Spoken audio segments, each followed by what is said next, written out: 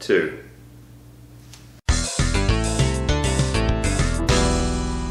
What's up, internet? Today, hey, it's Wednesday, coming at you with a video just like I promised a while ago that I would do something on Wednesdays. In fact, my title banner, which actually I don't know what I'm pointing at because it's only showing on my channel page, says I have one most Wednesdays, and I haven't kind of really delivered on that for a while, but today it's Wednesday, we're doing this, and today we're going to talk about these backing plates to graphics cards. So here's one for my GTX 970 from EVGA, and I bought one of these because they say that it can lower your graphics card's temps, and mine is a super clocked from EVGA, and it didn't come with one of these, and I figure I'm not planning on overclocking my card any higher than EVGA already did, but if it's something that's relatively cheap and easy to do and is going to lower the temperatures of the card to make everything just a little bit safer, I'm all in. Let's do it. It's pretty inexpensive. It was like 20 bucks for this. And the other reason to put one of these on there is because it's going to make the graphics card look a little bit nicer. Here is my GTX 750 that I bought a little over a year ago, and I bought a backing plate for it, and it's much cleaner on the back when compared to the 970 that I have. And I do also have a GTX 960, but that was a For the Win model from EVGA, which actually came with the backing plate pre-installed, so I didn't have to buy one for that. In fact, whenever I was installing my 970 into my computer upstairs and moving the 960 down to the living room computer, that's when I realized, hey, it has a backing plate and it looks a lot nicer, so I needed one for my 970. The only problem, however, is my 970 has their ACX 2.0 cooler on it, so the card's a little bit longer than normal, and the backing plate that I was sent is for a standard size GTX 970 from them. So you can see there's a little bit of a difference here, but it's not all bad news, because the 4 screw mounts here still line up to these, still lines up with the CPU, and the little thermal plates here, or the little thermal material, still lines up with the memory modules here, so it'll still work. It's just going to have a little bit of a overhang here where the SLI bridge is, and I don't plan on doing SLI, so really I'm not worried about that. So it should still work just fine. So before we put it in and run some thermal testing on it to see if it actually is lowering the temperatures, let's pop it on. Alright, so this should be fairly straightforward. We have the GTX 970 right here. I moved the little sticker to cover up some of the little solder points that are jutting up, just for some extra protection to make sure it doesn't hit the bottom of this or anything. And we just really need to take out these 4 screws, install some of the new screws that come with it. That's it, and we'll pop it on. So let's get to work.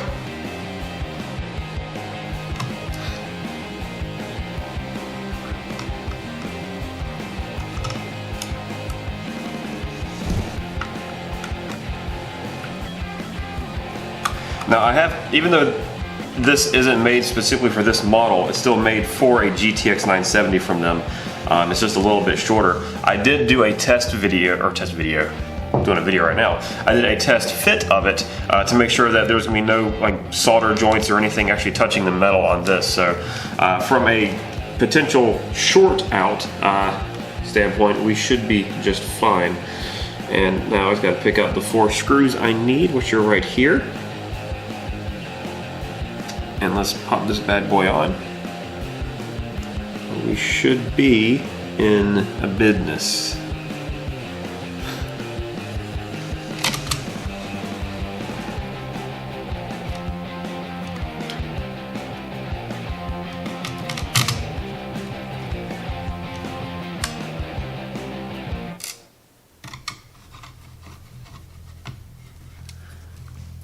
And again, I'm not too concerned with the fact that I'm not going to have this thing mounted down as it's supposed to be, because, you know, seeing as how this isn't made for it.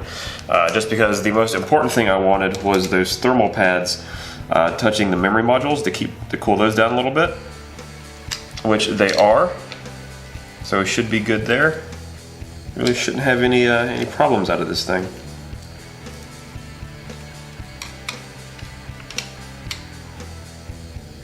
So let's take a quick look down through it, make sure there's not going to be anything touching or shorting anything out, and it would appear that we are good. Yeah, we are good to go. Even if I were to remove this rubber piece here that's preventing this from laying flat, which really I could if I wanted to, there's nothing touching, nothing to short anything out, so we're good. This backing plate is on. The thermal pads are touching the memory as they should. So in theory, this should run a little bit cooler.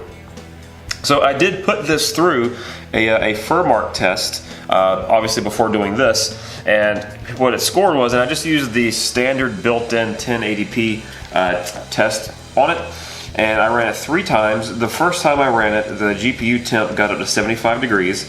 The second time I ran it, the CPU temp got up to 76 degrees. And the third time I ran it, and these are all back to back to back, the GPU temp got up to just 76 degrees again. So what I've been reading is that these can lower the temperature of the graphics card by about 3 to 4 degrees. So if I were to see something like 72 to 73 degrees on 3 consecutive runs, then that would be, to me, a result that it's doing its job. If I don't see lower temperatures, that's okay too, because the card, if nothing else, still looks a lot nicer, even if it is kind of a little janky here with this little ear sticking out on it, which at some point I may shear off. But as it is, it's good to go. It is ready to install, so let's pop this in, run Furmark, and I'll give you the results. So what's the verdict? Well, first off, what I want to tell you is the main reason that I got backing plates, as I mentioned earlier, is because it cleans up the way that the card looks. And for me, that's a big deal. That's what I wanted. And if the only thing that this backing plate is going to do for my graphics cards is make them look a little bit nicer for 20 bucks a pop, I'm really cool with that, which is a very good thing, because on my 970, my temperatures didn't change. So the highest temperature that my GPU got up to before the backing plate was 76 degrees. The highest temperature with the backing plate, once again, 76 degrees. So for temperature, it doesn't really do anything, and I didn't think it would do anything for the GPU temp because there's really nothing there to help with the cooling of the GPU. However, for the little memory modules, there is. You got those little thermal pads that can help cool the memory modules, and maybe that's doing something. I don't have a way to test that. I don't know of a way. I could probably Google it and find out, but I don't really care too much about it because I really just got it for the aesthetics. And some people say that when you have your card mounted horizontally, like most people do with their system, having the backing plate on it can help reduce a little bit of the flex and take some stress off of like the mounting points and such, but whatever, it makes it look better. So there it is. For me, it did make a difference for temperatures. Maybe I didn't test it right. Maybe there's a better program to use. Who knows? I'm sure somebody out there probably does, not me, but I'm still satisfied with it. The cards look a lot better. I feel better with them on there, and for me, that's a win. So, hey, if you liked the video, give me a like. If you didn't, that's cool too. Just let me know what I could do better.